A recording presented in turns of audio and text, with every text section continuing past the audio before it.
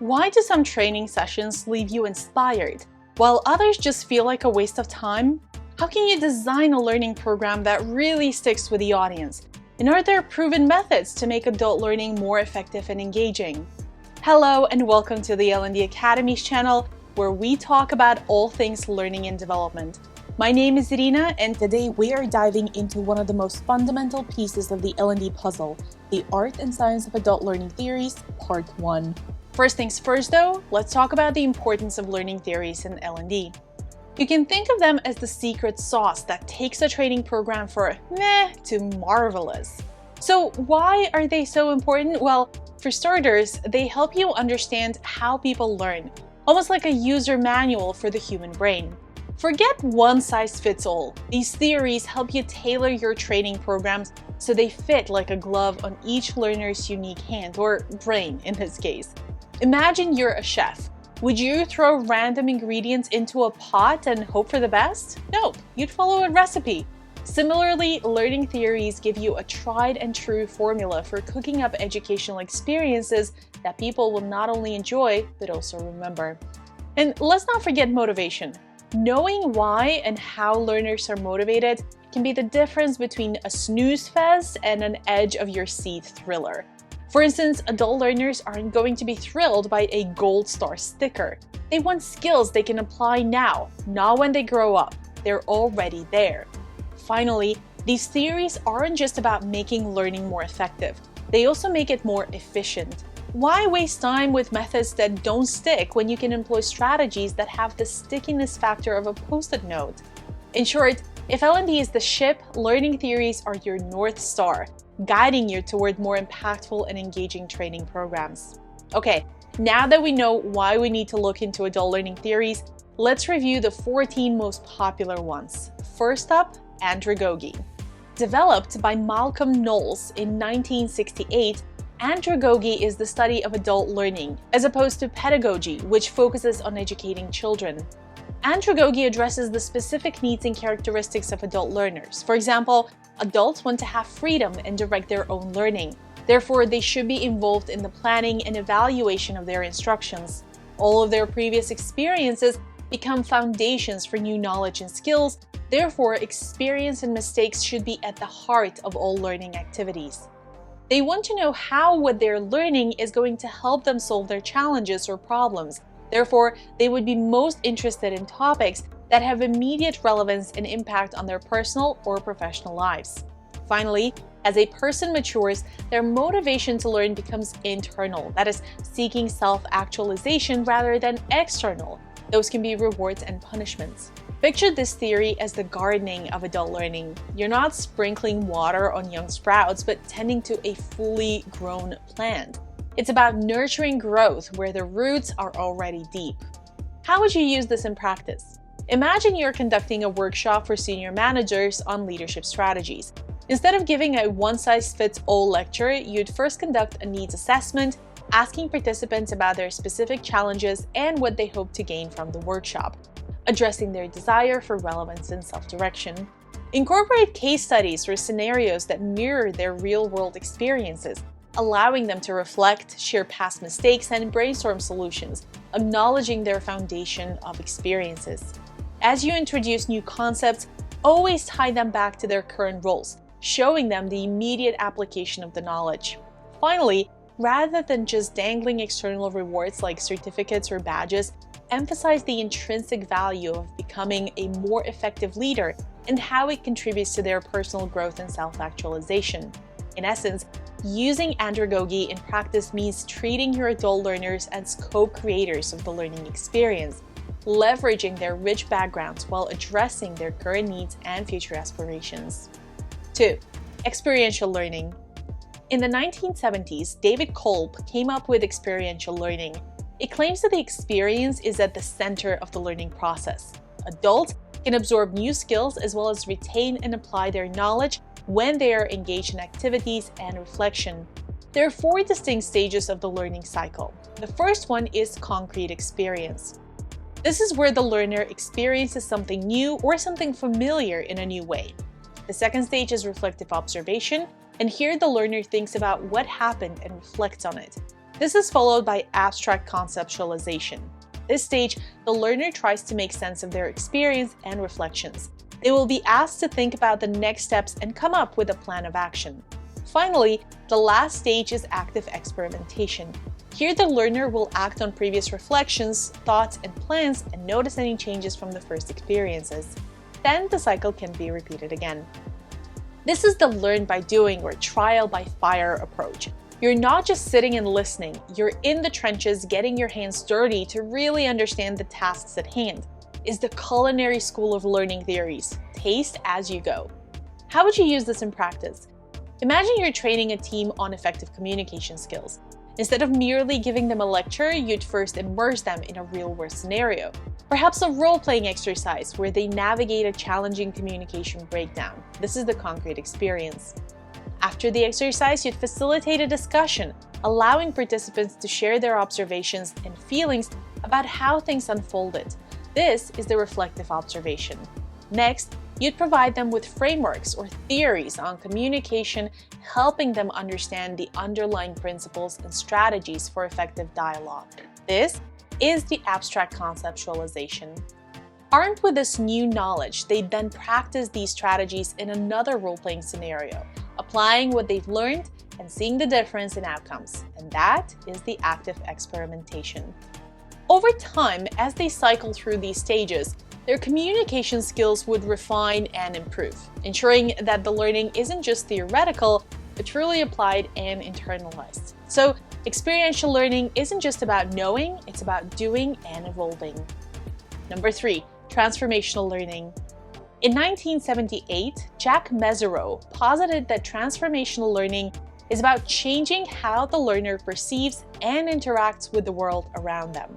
This involves a deep structural shift in the way the learner thinks, feels, and acts, not just learning new facts.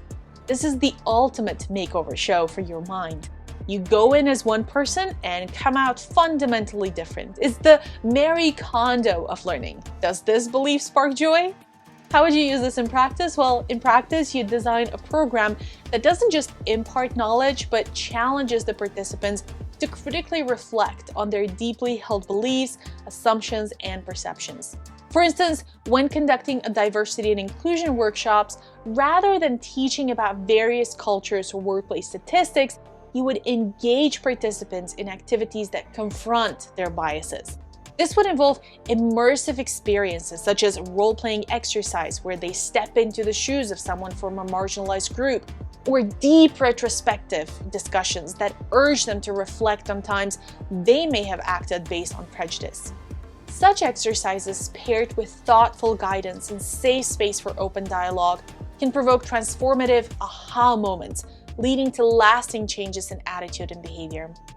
The goal here isn't just to add a new layer of understanding, but to reframe the participants' entire viewpoint, fostering a more inclusive and empathetic perspectives. Number 4, action learning. In 1982, Reg Revens proposed an approach to learning that emphasizes solving real problems through a cycle of planning, taking action, and then reflecting on the results. At its heart lies solving real-world problems away from the classroom through continuous improvement and practical learning. You can think of this as the speed dating of problem solving. Quick rounds, immediate feedback, and the clock is ticking. It's about tackling problems in real time and learning on the go. How would you use this in practice?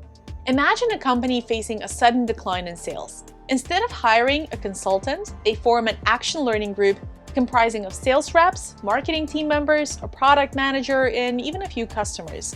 Through critical questioning, they might uncover unmet customer needs, market shifts, or internal challenges. Then they devise a plan, implement it, reflect on the results, and adjust their strategy as needed. Number 5, self-directed learning. In 1997, D.R. Garrison proposed a model in which the learner takes the initiative in identifying their own needs, goals, and resources and sets on a learning journey, taking an active role in seeking and applying knowledge. Consider this the solo backpacking trip of your education. You set the destination, i.e. your goals, map out the path, and consider your resources, and lace up your boots, that is, take action. No tour guide needed, you're steering the ship. How would you use this in practice? Imagine rolling out a self-paced e-learning module to the entire company. Instead of giving employees a strict curriculum, you provide them with a repository of resources, videos, reading, podcasts, and exercises.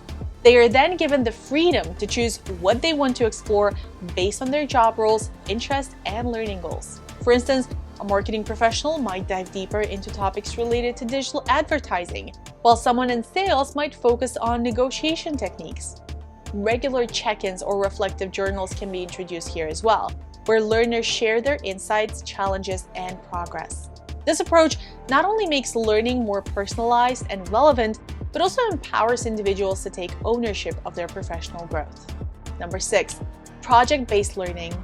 Way back in the day, 1897 to be precise, John Dewey proposed project-based learning, coming up with new products and services or working on real-world challenges in the form of a project is at the heart of his learning theory. This allows learners to acquire a deeper understanding due to the interactive and outcome-focused methodology used. The final result is tangible projects and solutions. We can equate this to assembling an IKEA dresser. You start with an end goal, which is the piece of furniture or a work-related project. You follow a plan, and in the end, you build something you can actually use. Allen wrench not included. How would you use this theory in practice? Let's say your company wants to boost its social media presence. Rather than providing lectures on social media strategy, teams can be assigned to design and launch a social media campaign. Along the way, they'll research best practices, draft content, design visuals, and monitor metrics, all while collaborating and problem solving. By the end of the project, not only had employees learned about social media marketing, but the company also benefited from the tangible outcomes of their efforts, be it increased followers, engagement, or even sales. Number 7, behaviorism. This early model, created by B.F. Skinner in the 1940s, posits that learning is a change in behavior and that these changes are the result of an individual's response to positive and negative stimuli in the environment. It's the carrot and stick of learning theories. Good behavior gets a treat, bad behavior gets nada. It's the slot machine psychology, rewarding enough to keep you pulling the lever. How would you use this in practice? In a corporate environment, employees might be rewarded for completing training modules with bonuses or other incentives. On the other hand, they might face deductions or miss out on perks if they don't adhere to company policies learned during training. In a classroom, teachers might implement a token system. Learners earn tokens for positive behavior, which they can then later exchange for rewards.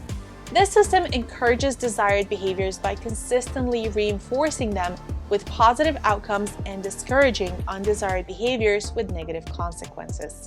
Having said that, however, I would urge you to stay away from rewarding people for learning. Gaining new skills and knowledge should be a reward in and of itself. If you start providing external rewards, people might begin to learn purely for those incentives, undermining their intrinsic motivation and potentially reducing the genuine interest and engagement they have in the learning process itself. And there you have it, the first 7 learning theories: Andragogy, experiential, transformational, action, self-directed, and project-based learning, as well as behaviorism. To learn what other learning theories there are, check out part 2 of our comprehensive guide to adult learning theories. Got any juicy stories or burning questions about your own experiences with these theories? Spill the tea in the comments below. We're all ears and always up for a good learning chat. For now, if you enjoyed this video, please consider liking, sharing, and subscribing so we can reach more L&D professionals like yourself. And why not head to the comment section and let us know what emoji best describes your experience with learning theories. Thank you so much for watching, and I'll catch you on the flip side, where we'll continue to turn theory into practice and make the world a smarter place, one training session at a time.